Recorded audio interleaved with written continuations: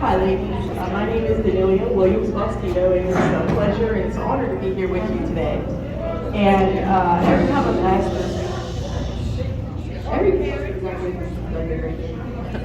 every time I'm asked to speak, though, it seems like whatever I'm supposed to speak on, that's what I'm challenged on for a week or two. So I'm asked to be a motivational speaker today, and I'm going to be talking about choosing happiness. And this past week, or maybe 3 weeks, the Lord has really been challenging me on choosing happiness. And it's funny how that happens. So as I'm praying and I'm considering and I'm studying and I'm thinking about what I want to give to others, really I have been truly blessed by what I've learned. So hopefully it'll be a blessing to you. As I looked around, I see that many of you probably be up here and teach us and give us something good. So I hope that this will be a blessing. Here because I read this book, Choosing Happiness. And as we think about choosing happiness, we have to think about, well, what does it mean to choose something? It means to prefer over something else. And of course, to choose happiness would be to prefer happiness over other things in our lives. And I think we all would say that, of course, I want to be happy, right? I mean, we all want that, but do we prefer happiness? If we look at our actions, are we truly preferring happiness? And so that's what I want to talk about today. Just a little bit about me, about this book, and before we go, I just really hope that you give you some practical ways that we can choose happiness. So my book here has 8 attitudes in it, because there are 2 things that we can always choose.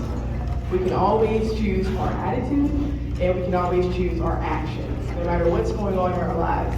And just in the theme of writing, we're all writing a story of our own lives, right?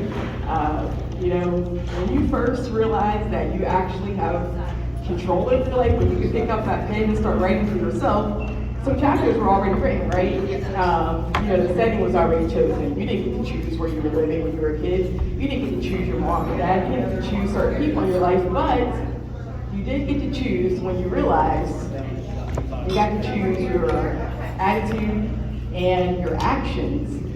And today I just want to encourage you that no matter what your past is, you can overcome your past. You can think positive about your present, and you can really accomplish your goals in the future. I don't have much time to share all the things that I've been blessed to overcome. We don't have the time for all that, but really I've come a long way. And this book here, it's 9 chapters long. It is, my heart and soul was in the book. It's a lot of what I've gone through, and it's raw, it's just real. And so if you want a copy, I'm sitting right there.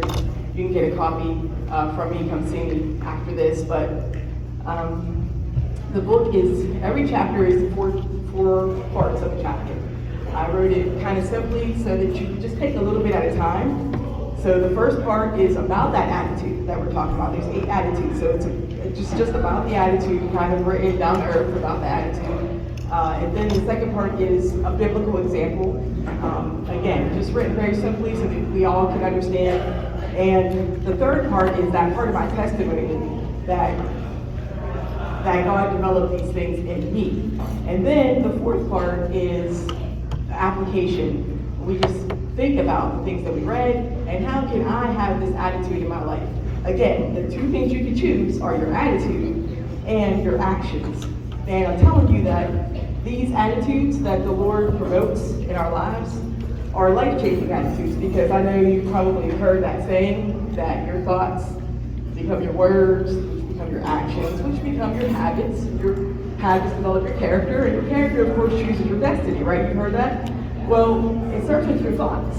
Your thoughts are your attitude, right? That's where you get your attitude. So these attitudes here, once you develop them, because they're not natural, they're not things that we just do, they're things that we have to develop, we have to work on, and we have to work on them by putting different things into our minds. So, that whatever goes in comes out. So in this book, we talk about those 8 attitudes, and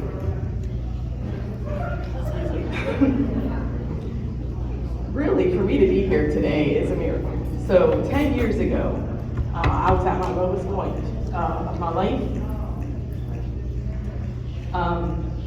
And this was not a possibility for me to sit here and to be able to encourage you. This book certainly wasn't a possibility. I was just at a really dark point, a low point of my life, and I had 6 kids, and I didn't want to live.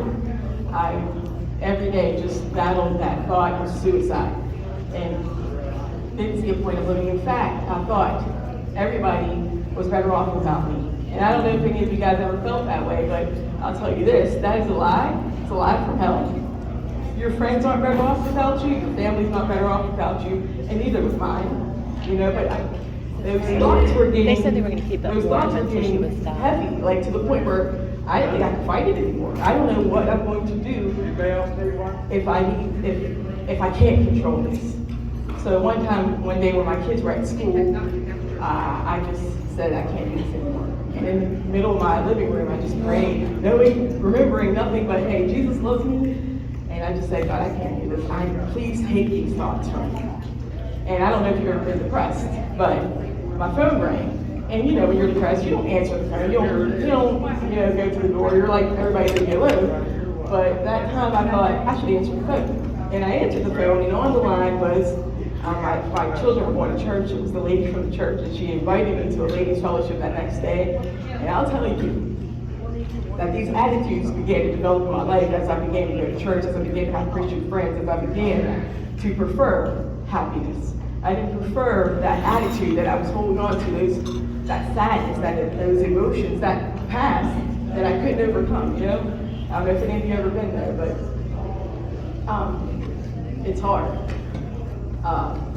You probably heard the definition of insanity, you know, right? You same thing over and over again, but what? You expect something different. You expect a different result, but the results have shown you that that's what's going to happen if you keep doing that same thing. Unfortunately, like I said, I shouldn't be here. If I wouldn't have called out to the Lord that night, there's no way I would be here. In fact, oh my goodness, lots of my friends, family members, people younger than me are not here today because they didn't prefer something different, because they kept going on that insane ride, thinking that something was going to be different. But ladies, it's not going to be different. If you keep doing the same things, you're going to have the same results. It's time to choose happiness. It's time to prefer something different, right? So, the people, you know, we're just people. Changing habits is hard. I'm not going to lie. It's a difficult thing, but we have to start somewhere. And I stand here not perfect. You know, my circumstances in life are not perfect, but I just stand here just wanting to prefer happiness, just preferring to say, I'm going to choose to have a good attitude, and I'm going to choose to have good actions regardless of what's going on around me. And that's what it means to choose happiness, to prefer that different way of life. You know, the Bible tells us that there hath no temptation taken you but such as is common to man, but God is faithful, who will not suffer you to be tempted above that you are able, but will with the temptation also make a way of escape, that you may be able to bear it. Because God makes beauty out of ashes, I'll tell you that. We often think about temptation as only like, you know, being tempted to do something bad. But that's not all the temptation is. Sometimes it's trials, afflictions, you know, just hard times. Perhaps it's those times in your life that was already written for you, or that was written in your life that you wish you could erase, or that you wrote down, perhaps, that you wish that you could erase. But it says here that it's common. It's common to mankind, which means my temptations might not be the same as yours. You know, yours might not be the same as mine, but somebody somewhere has gone through that same thing, is going through it, or will go through it. And God is hoping that you will choose and prefer happiness and use that thing to help somebody else. And that's what I found to be true in my life. God made the beauty out of my ashes. My past that I thought was going to be the end of me, was going to just destroy me and could have done that. It's now my ministry. It's now what I do. I used to do a lot with the children's ministry. It's my favorite thing to do, working with the kids.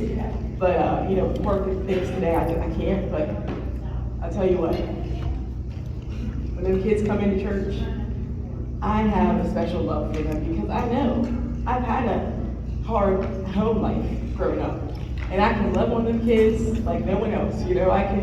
I can share with them, I understand what they're going through. And that past life that I thought was so, how am I gonna get over this, growing up and all that, I get to share the love that I wish I had with these kids when they come in. And hopefully they can keep that and it will affect their lives one day.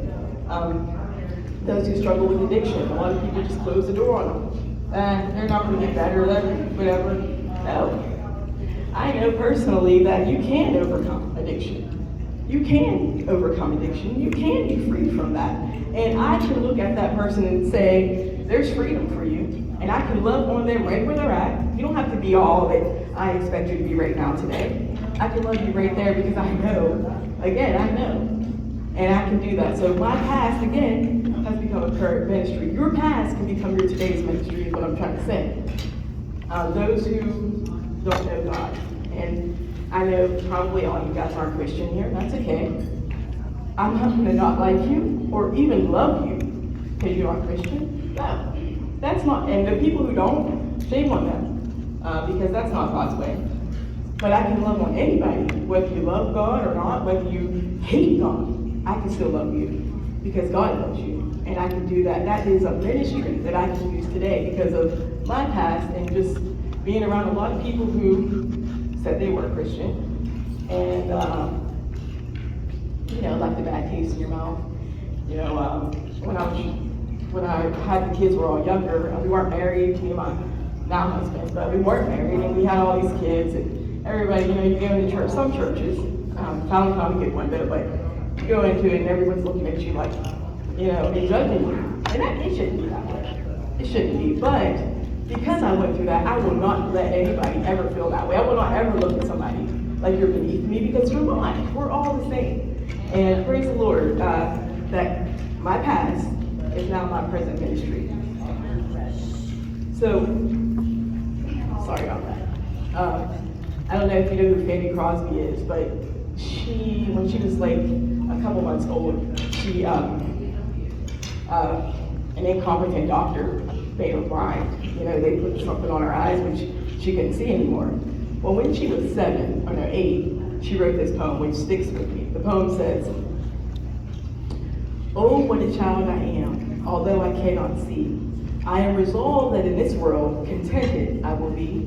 How many blessings I enjoy that other people don't. So weep or sigh because I'm blind, I cannot, nor won't." You see, she became an encouragement to people. She didn't let what other people might say, is a bad thing, or how can you live life like that, or anything. She let that be her encouragement to others. She wrote, I think, like 9,000 hymns.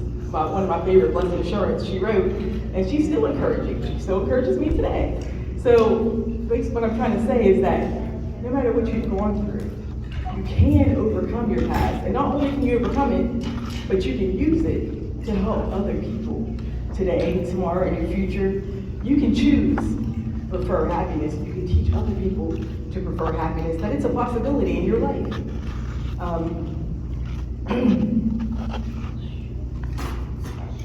Most of my life before that day, when I finally surrendered, I was the main character of my life.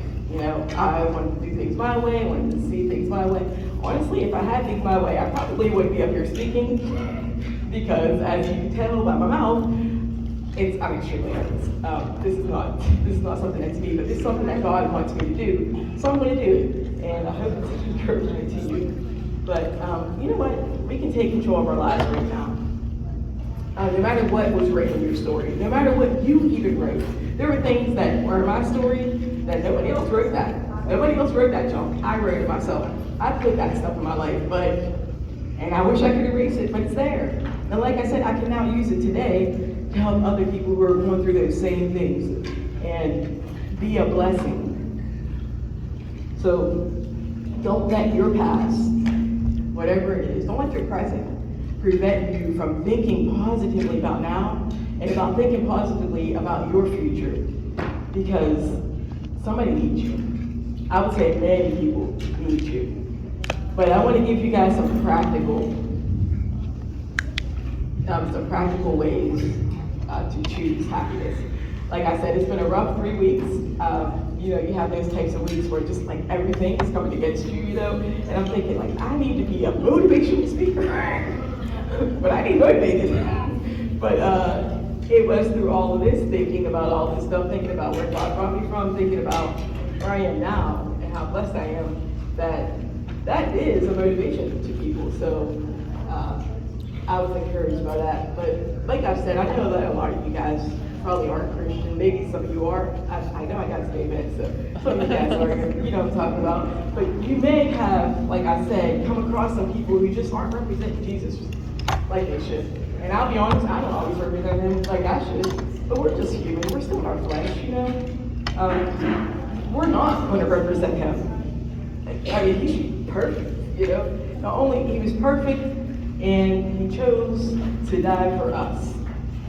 We sometimes have a difficult time just dying to ourselves to answer the phone and encourage somebody. So we're not going to represent him the best. Just remember that those representatives, perhaps, that you ran across that left a bad taste in your mouth, they're not Jesus.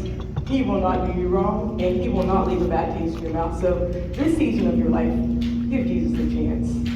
As you're trying to choose happiness, try to put Jesus in that. And this chapter of your life, as you're writing, in fact, don't just write it in. How about you let him take the pen and do some writing in your life? And I'm telling you what, you will be amazed of the person that's in you and what he can do in you. Like I'm saying, I'm here now. If you saw me 10 years ago, you'd be like, I can't even, she ain't even making it to here to the thing. So,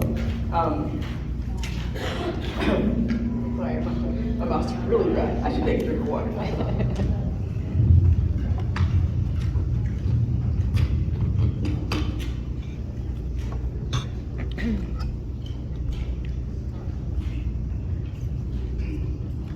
So yeah, I want to encourage you guys to just give it a try.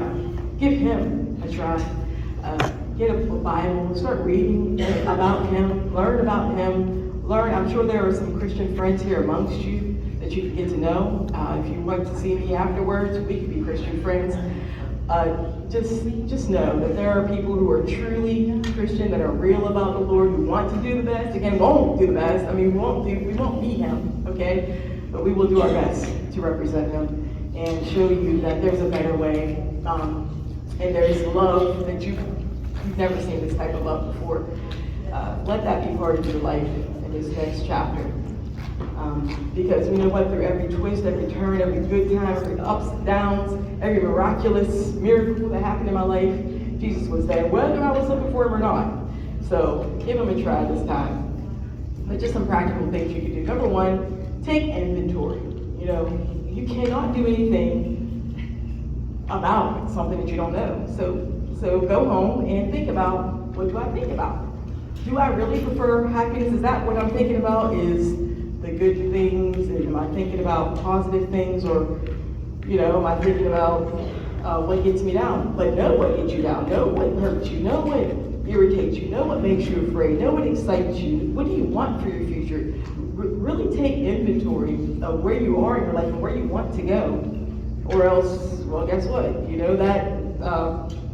You'll just be doing the crazy cycle again and expecting something different to happen, and it's not going to happen. So take inventory so you know where you need to grow.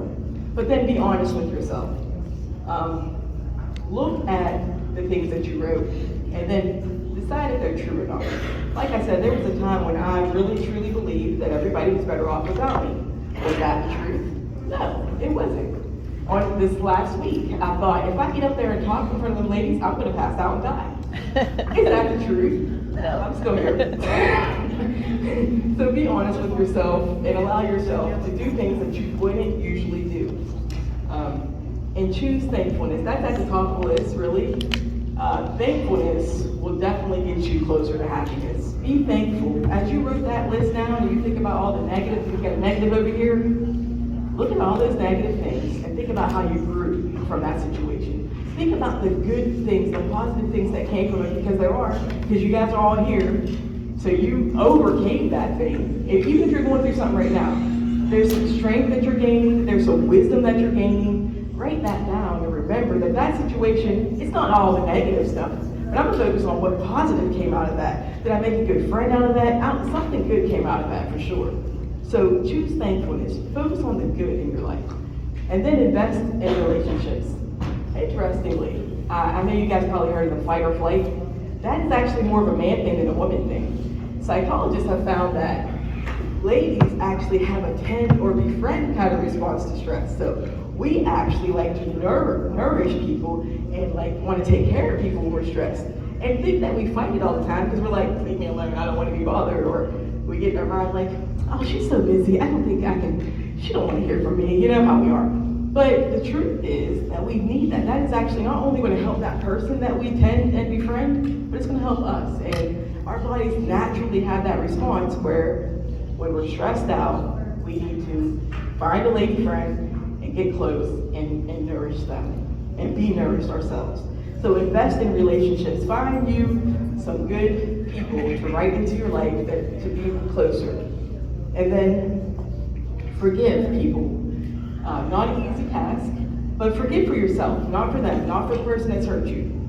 Let go so that you can be free from that thing, from that hurt or whatever. Free yourself, because you're probably not even hurting them. If you think about it, all the times you might think about how so-and-so hurt you, and they're just living their lives. So they're still hurting you. So let yourself forgive and let that thing go. And savor the joys of today.